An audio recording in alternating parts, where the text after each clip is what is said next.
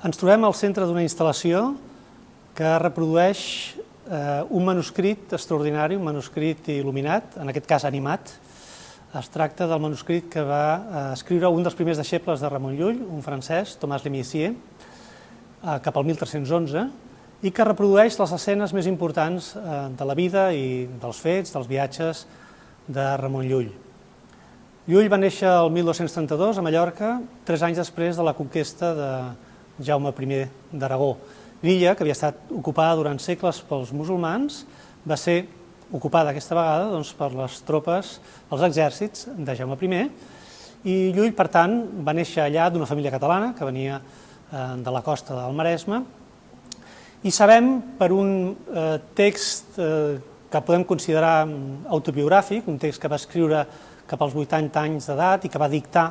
als monjos de la cartoixa de Beauvais, a París, sabem que cap a la seva joventut, cap al final de la seva primera joventut, és a dir, per tant, cap als 30 anys d'edat, va tenir una sèrie de visions.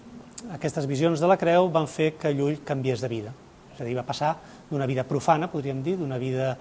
en la qual estava més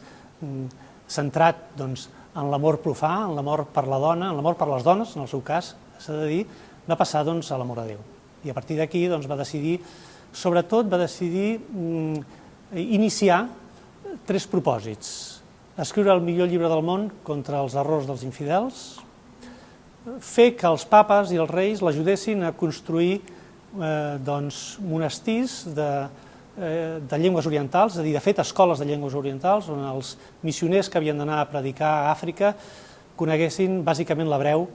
i l'àrab,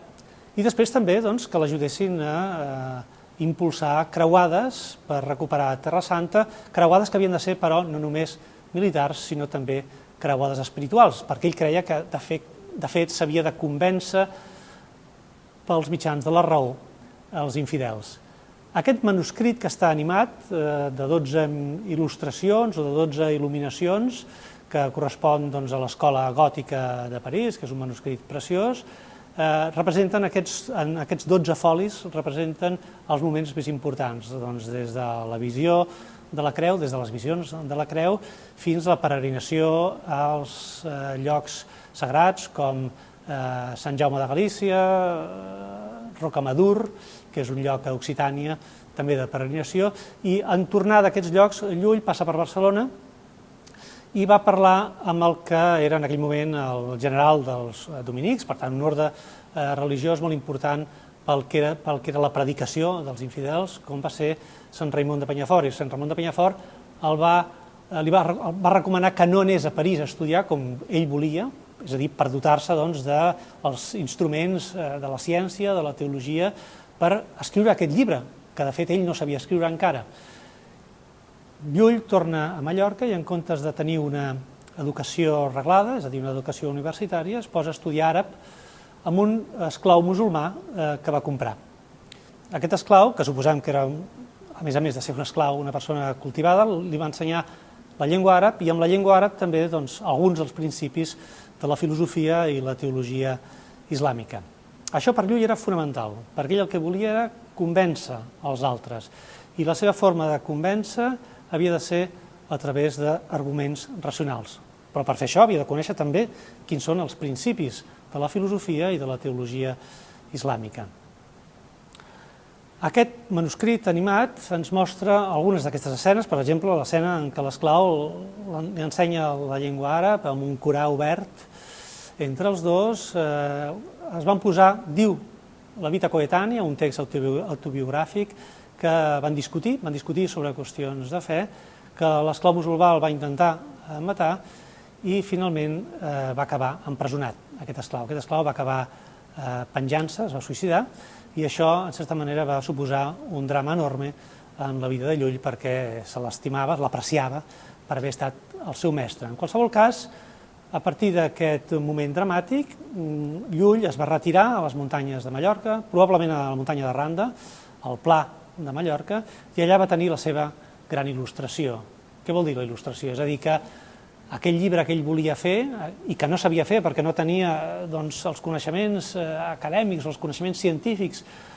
per dur-lo a terme, li va ser revelat. És a dir, va entendre quina havia de ser la manera per explicar als altres aquests principis racionals a partir dels quals,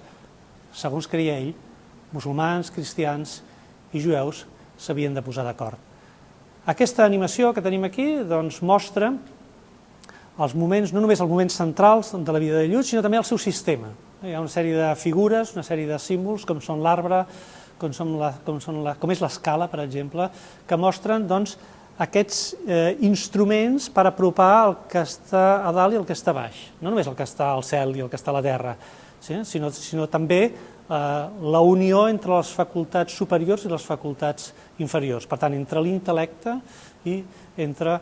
els sentits externs, és a dir, la vista, l'oïda, el tacte, l'olfacte, etc. Creiem que és un manuscrit extraordinari, no només perquè il·lustra molt bé la vida de Ramon Llull, sinó perquè els que el van fer, és a dir, l'equip que va arribar a escriure i a il·lustrar aquest manuscrit, van voler donar un moviment. No tenien els instruments que nosaltres tenim avui, per això hem fet l'animació aquesta, no tenien els instruments per donar moviment a aquest manuscrit, però a través dels globus de text i a través de, per exemple, escenes repetides en una mateixa imatge, van voler mostrar que tot això era quelcom que es movia no només en la història, és a dir, en la pròpia vida de Llull, sinó que era quelcom que es movia en l'interior d'aquell que el contemplava, d'aquell que llegia. És a dir, que s'havia de produir també un moviment en l'interior del lector. I aquesta era la conversió, una conversió que no només era una conversió religiosa, sinó que també era una conversió intel·lectual. Ara, tot seguit, passarem a veure alguns dels científics, artistes i escriptors que han rebut, en els quals ha impactat aquest sistema conegut com ars magna o ars combinatòria i que es troba en el centre del pensament de Ramon Llull.